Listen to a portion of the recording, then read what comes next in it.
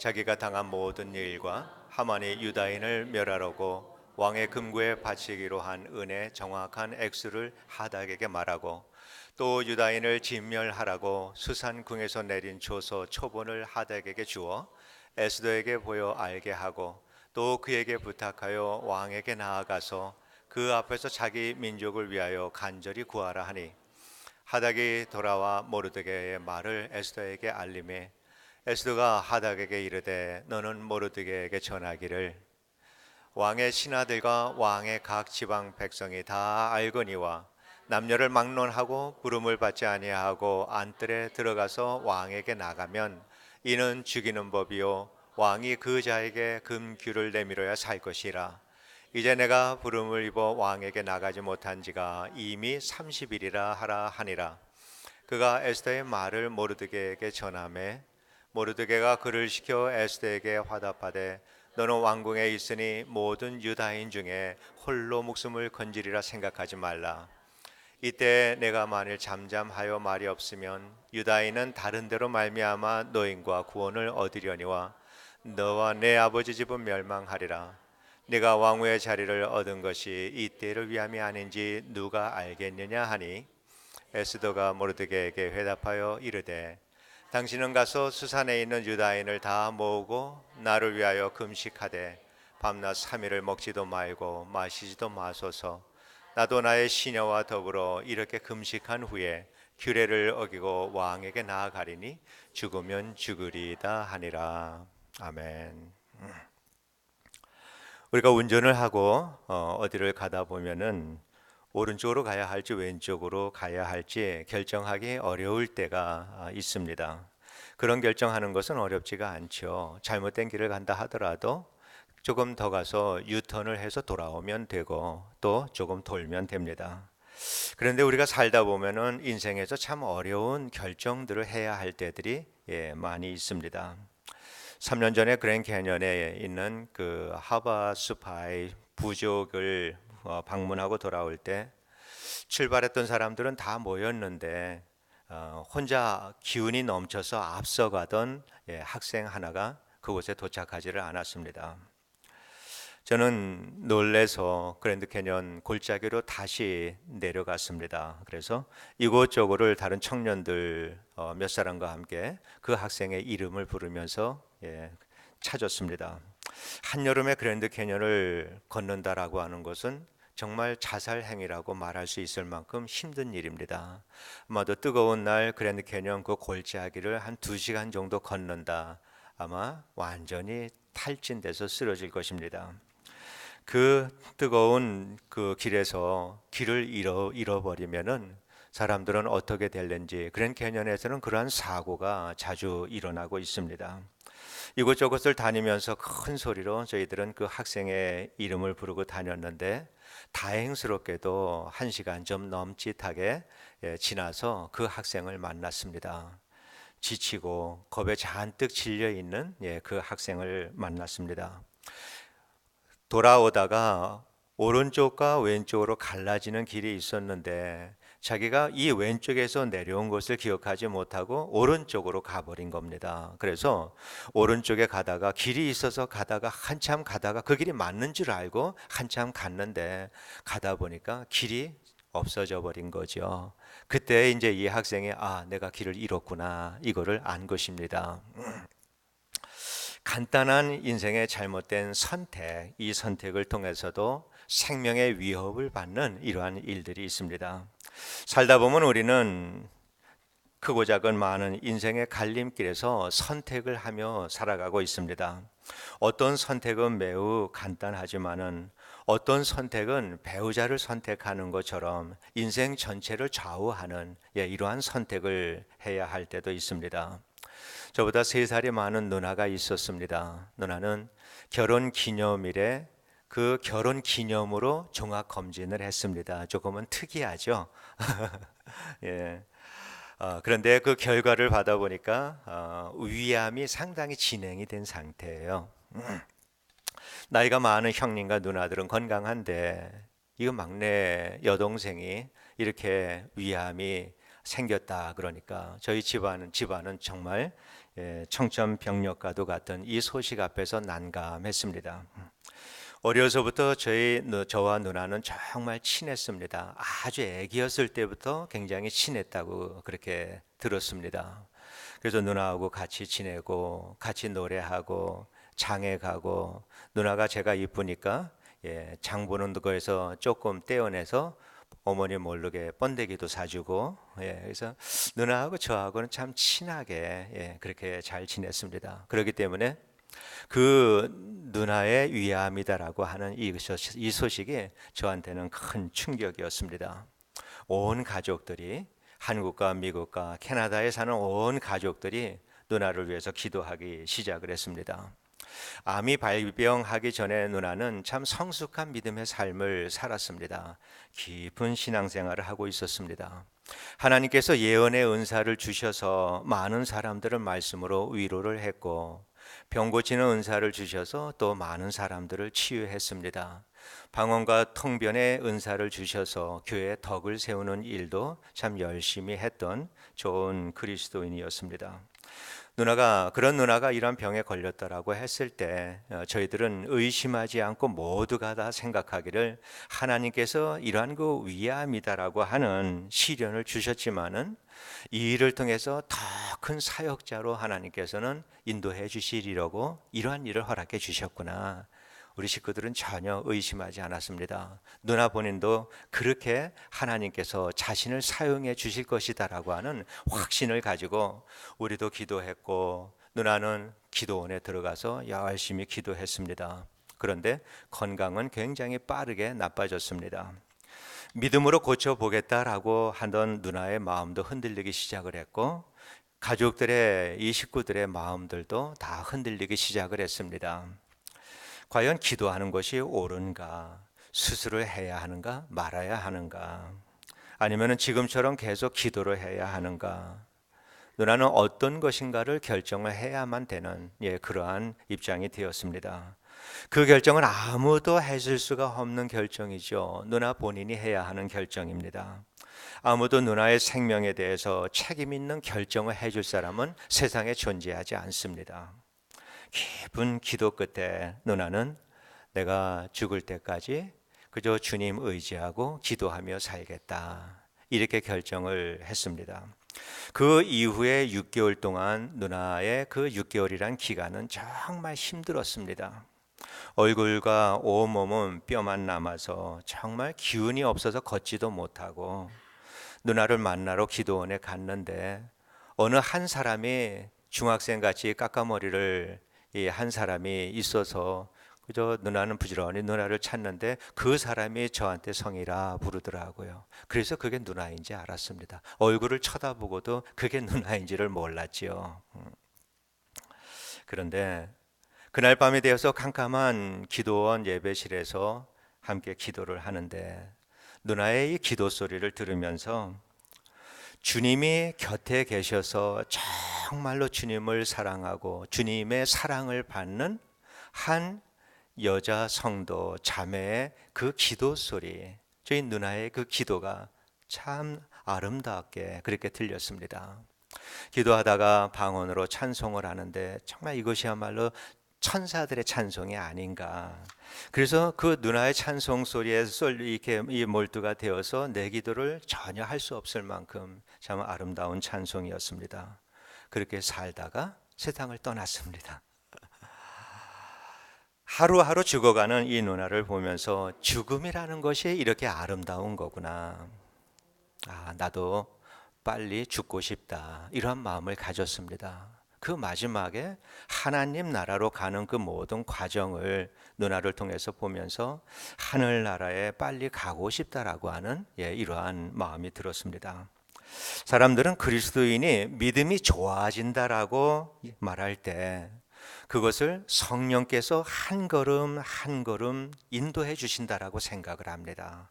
무엇을 해도 기도하는 사람, 믿음이 좋은 사람에게는 성령께서 가르쳐 주시고 알려주시고 인도하시고 결정하도록 도와주시고 이렇게 한다라고 그렇게 생각을 합니다.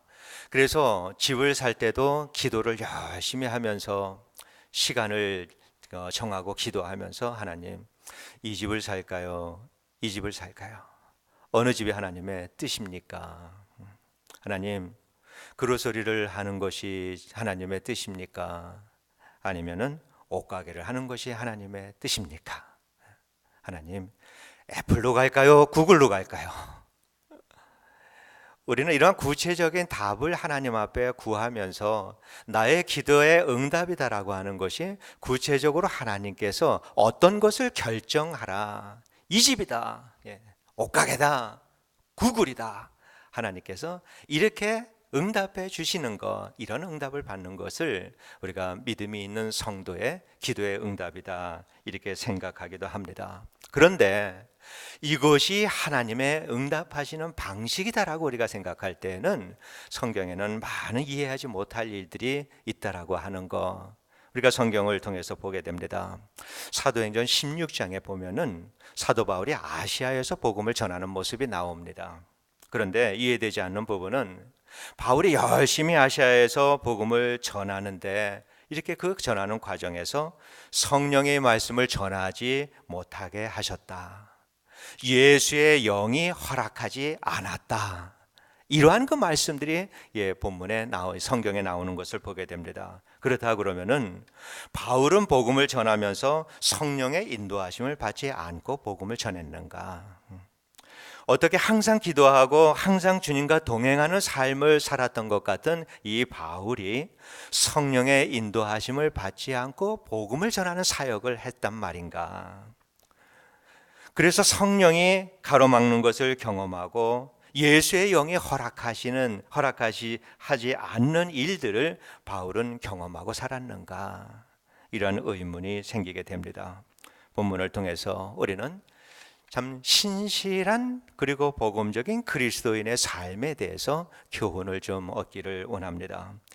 본문은 우리가 잘 아는 대로 그 당시에 세계에서 가장 강력한 제국이었던 페르시아 제국의 그 왕 아하수에로 왕의 아내였던 에스더 왕비, 이 왕비를 통해서 민족의 대학살을 면하게 된 유대인들의 이야기입니다. 아하수에로 왕의 총리 되시는 하만이라고 하는 사람이 있었는데 이 사람은 에스더의 숙부인 모르드게를 대단히 미워했습니다. 그래서 이 모르드게 한 사람만 죽여가지고서는 이 분이 차지를 않으니까 모르드게가 유대인인 것을 알고 유대 민족 전체를 몰살할 이러한 그 계획을 세웠습니다. 그리고 그 계획에 대해서 왕의 재가를 받았습니다. 이 일로 인해서 유대인들은 죽음의 공포에 떨 수밖에 없었죠. 모르드게는 이 급한 소식을 왕비인 에스더에게 알려줬습니다. 왕에게 유대 민족의 구원을 위해서 간절히 간청을 드려라 이렇게 말을 전했습니다. 그런데 에스더는 왕의 부르심이 없이 왕 앞에 나가게 되면 죽음을 당하게 되는 것이 이 나라의 법입니다. 혹시라도 나갔다가 왕이 귤을 내밀어서 그렇게 그 손을 잡아주면은 살지만은 그렇지 않으면은 죽음을 당하게 됩니다. 이러한 위험을 피하려면은 왕이 부를 때까지 기다려야 된다라고 하는 이 메시지죠. 이거를 모르드게에게 전했습니다. 그때 모르드게가 에스더에게 아주 중요한 말을 합니다. 네가 만일 잠잠하여 말이 없으면 하나님은 유다 민족을 다른 방법을 통하여 구원을 얻게 되지만 너와 내 아버지 집은 멸망하게 되리라.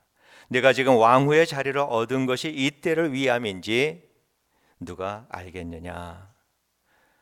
그 말에 에스더가 답장을 보냅니다. 내가 규례를 어기고 왕에게 나아가리니 죽으면 죽으리이다.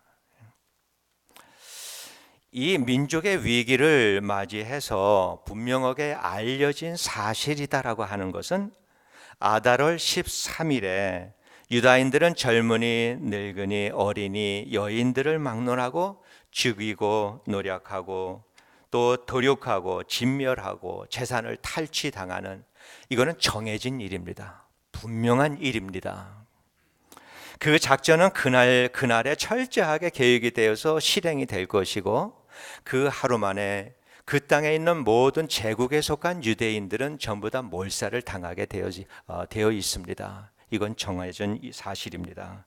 그런데 이 위협을 받고 있는 이 유다인들에게는 분명한 것이 하나도 없습니다. 죽기로 한 사실 외에 살 수 있는 길이다라고 하는 것에 대해서는 분명한 것이 하나도 나타나 있지를 않습니다. 모르드게의 말대로 에스더의 왕후가 그때를 위함인지 아닌지 그것도 모릅니다. 규례를 어기고 죽으면 죽으리라 라고 그렇게 그 마음 가지고 왕에게 나아갈 때 죽을지 살지 그것도 모르는 일입니다. 그런데 한 가지 분명한 사실이 있는데 그것은 모르드게의 말 속에 있습니다. 하나님은 어떠한 방법을 동원해서라도 그의 백성은 구원하신다라고 하는 사실입니다. 눈에 보이지 않는, 오늘의 환경 속에 있지 않는, 눈에 보이지 않는 그 일에 대해서 믿음으로만 바라볼 수 있는 그 일에 대해서 그 한 가지만이 분명한 사실로 남아 있는 것입니다. 아브라함이 이삭을 번제로 드리려고 칼을 들었을 때, 또 하만이 모든 유다인들을 멸족시키려고 했을 때, 이 유대인들은 하나님은 하나님의 백성들을 구원하신다. 그들은 방법을 모릅니다. 어떻게 해서 구원을 하실까? 어떤 방법으로? 누구를 통해서? 아무도 모릅니다. 그런데 이 백성들이 믿고 있었던 것은 하나님은 구원하신다. 이거를 믿고 있었던 것이죠. 궁극적인 구원의 약속에 대한 말씀, 이것에 의지해서 오늘 현실적으로 환경적으로 어떻게 진행이 되는지 모르지만은 그러나 그 사실 그 믿음 한 가지 가지고 죽으면 죽으리라라고 하는 믿음의 결단을 내리는 것, 이것이 성경 속에 있는 믿음의 사람들의 결단입니다. 또한 이 모습을 다니엘의 세 친구 속에서도 우리가 보게 됩니다. 느부갓네살 신상에게 절하지 않았다라고 하는 이유로 체포가 되어서 잡혀왔습니다. 왕이 있고 풀무불에 정말 뜨거운 풀무불이 있습니다. 그 앞에서 왕에게 이렇게 말을 합니다. 왕이여, 우리는 섬기는 하나님이 우리가 섬기는 하나님이 계시다면은 우리를 맹렬히 타는 풀무불 가운데서 능히 건져내시겠고 왕의 손에서도 건져내시리이다. 그렇게 하지 아니하실지라도 왕이여, 우리가 왕의 신들을 섬기지도 아니하고 왕이 세우신 그 신상에게 절하지도 아니할 줄을 아옵소서. 그들은 하나님이 어떻게 할 것이다 라고 하는 이것을 전혀 알 수 없는 상태 속에 있었습니다. 풀무불에 들어갔을 때 하나님께서 구원해 주실지 아니면은 그냥 불에 타서 죽게 하실지 알 수 없었습니다. 그러나 그들은 믿음을 가지고 있었습니다. 종말론적인 궁극적인 그들의 믿음, 하나님은 그의 백성을 구원하신다. 이 믿음을 가지고 있었습니다. 그들의 믿음이다라고 한 이 믿음이라고 하는 거가 막연한 것이 아니다라고 하는 것을 우리가 이해를 해야 합니다. 그들의 믿음은 눈앞에 있는 어떤 사건이나 이 환경을 바라보는 것이 아니라 멀리 바라보고 있는 것입니다. 사후 이후의 믿음, 그 이후의 세상까지 하나님께서는 자기 백성을 영원토록 사랑하시고 구원하신다라고 하는 궁극적인 그 믿음의 본질을 바라보면서 오늘 이러한 결정을 하고 있다라고 하는 것입니다. 그래서 그 믿음의 본질을, 그 믿음의 내용들을 분명히 알고 그 사실이 내 마음속에 가까이 오면 올수록 오늘 내 환경 속에서, 현실 속에서 우리는 담대할 수 있다라고 하는 것입니다. 믿음은 막연한 것이 아니다라고 하는 것이지요. 그래서 하나님께 아브라함도 이러한 그 믿음을 가지고 일평생을 살았고, 그래서 아브라함에게 하나님께서 갈대아 우르에 살고 있는 아브라함에게 너 떠나라, 갈 곳을 알려주시지 않고 떠나라고 했음에도 불구하고 아브라함은 그때 떠났습니다. 아들을 바치라 하나님께서 말씀하시니까 하나님께서 구원하시리라 라고 하는 믿음을 가지고 아들의 심장에 칼을 들었습니다. 하나님께서 아브라함에게 했고 그 이후에 많은 믿음의 조상들에게 했던 이러한 그 하나님의 역사하시는 방식은 아브라함의 때나 지금의 때나 조금도 다름이 없다라고 하는 것입니다. 이것을 우리가 이해를 해야 합니다. 아브라함이 하나님의 명령에 대해서 응답하는 방식도 아브라함의 방식이나 오늘 믿음의 사람들이 살아가는 방식이나 조금도 다름이 없다라고 하는 이 사실을 우리가 이해를 해야 합니다. 그 삶은, 이렇게 믿음의 삶을 믿음으로 살아가는 이 삶은 결코 익숙해질 수 없는 삶입니다. 날마다 순간마다 어떠한 일이 당할 때마다 그 일을 통해서 새롭게 역사하시는 하나님 속에서 우리는 새로운 마음으로 그 일에 응답해야 하면서 살아야 되기 때문에 이 일은 결코 익숙해질 수 없는 이러한 일이다라고 하는 것입니다. 그래서 바울도 그 일을 이 그리스도인의 참 그리스도인의 삶을 살기 위해서 날마다 죽노라라고 말할 수밖에 없었던 만큼 그 길은 결코 익숙해지는 것이 아니라 날마다 닥치는 모든 일들 가운데서 새롭게 내가 예수 그리스도의 십자가 죽음에서 주님의 십자가의 그 죽음과 나의 죽음을 일치시키지 않고서는 볼 수 없는 그 믿음의 세계, 걸어갈 수 없는 그 믿음의 세계를 이 세계인 것을 바울이 알았기 때문에 나는 날마다 죽노라라고 말할 수밖에 없었던 것입니다. 그런 마음을 가지고 있을 때 믿음의 길을 갈 수 있었고 오직 주님 한 분만을 의지하며 살아갈 수 있었던 것입니다. 사랑하는 성도 여러분, 예수를 믿는다라고 하는 것이 불안하고 불편하고 고통스러운 삶, 고난과 근심과 여러 걱정거리로부터 해방되는 삶이 아니다라고 하는 것입니다. 환경적으로는 거기에서 해방되는 것이 아닙니다. 오히려 환경적으로는 자신을 위태롭게 만드는 것이 예수를 믿는 것입니다. 죽으면 죽으리라 라고 하는 말 속에는 내가 너를 살려주겠다라고 하는 확신은 없습니다. 살려주겠다라고 하는 약속도 없고 거기에 대해서 내가 너를 이렇게 행복하게 넉넉하게 해주시겠다라고 하는 약속은 없습니다.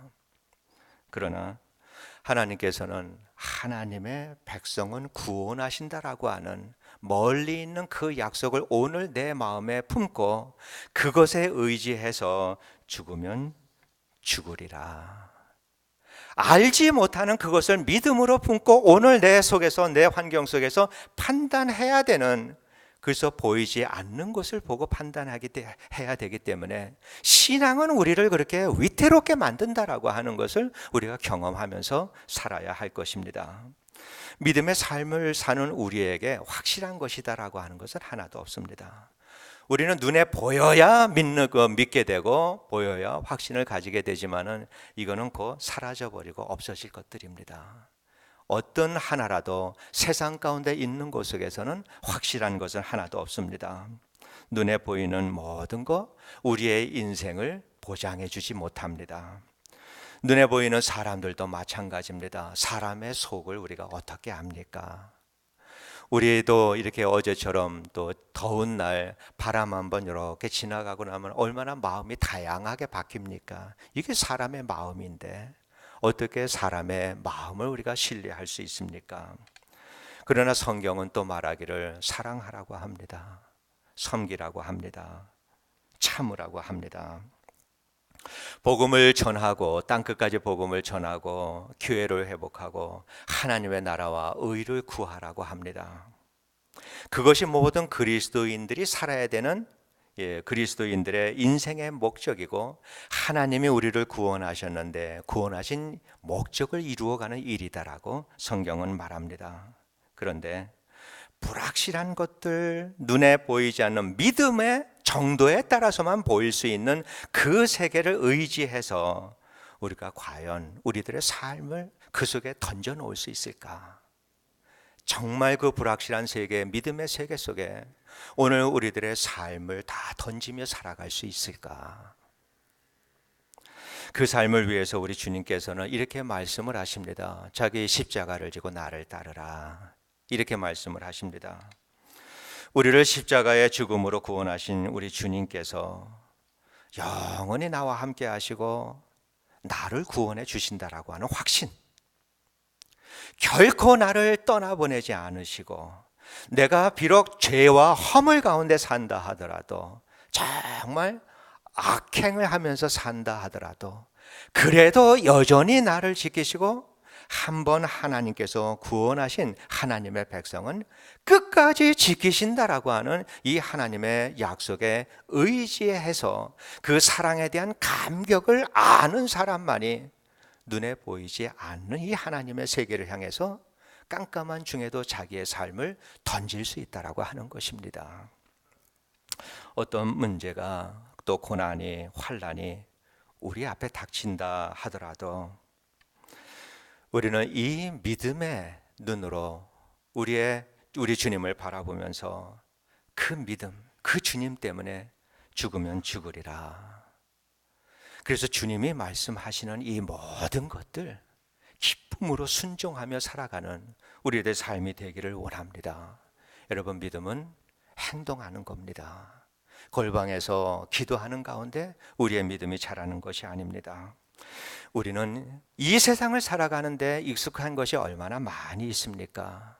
믿음의 삶은 아브라함이 갈대아 우르, 그 조상 때부터 살아온 익숙한 삶에서 떠나서 가나안 땅으로 갔듯이 우리는 나의 익숙한 환경을 떠나서 하나님이 가라고 하는 곳으로 가는 것, 하나님이 하라고 하는 일들을 하며 살아가는 것, 어둠을 향해서 내가 지금 내 눈앞에서는 아무것도 보이지 않지만 그러나 하나님이 하라고 하시기 때문에 죽으면 죽으리라 라고 하는 믿음을 가지고 내 삶을 던질 수 있는 것, 이것이 우리 그리스도인들의 믿음의 삶입니다. 하나님 때문에, 하나님의 그 말씀 때문에 내 삶이 현실적으로 볼 때는 위태로운 지경에 빠질 수 있는 일임에도 불구하고 그 말씀 때문에 나를 던져버릴 수 있는 것, 이것이 믿음의 삶이다라고 하는 이 사실을 우리가 이해를 해야 합니다. 그래서 지금 오늘 우리들의 환경 속에서는 주님의 인도하심이 전혀 보이지 않는다 하더라도 우리는 그리스도인의 사명이다라고 하는 이 방향성을 우리는 가지고 살아가는 사람들입니다.